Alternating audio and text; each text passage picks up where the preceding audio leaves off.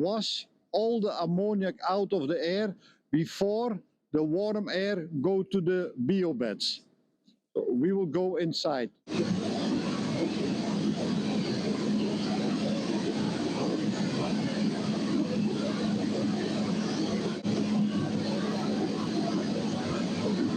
All the air what we producing with ammoniac, we get filtered in the ammoniac washes. We have big biobeds, so the air what we are blowing in the sky is complete 100% clean. The air go from the ammoniac washers via these big pipes to the biobeds, and we will see now the biobeds.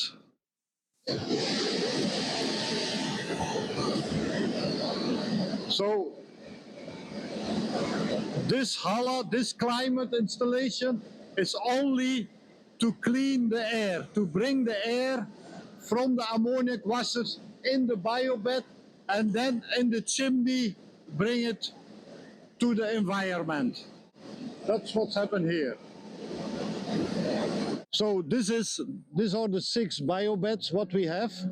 The biobeds we are used to bring the smelling air inside, and the microorganisms in the biobeds are actually turning the smell into a good smell, and this is how we can blow the air to the environment, so we have a healthy air for the people who living around.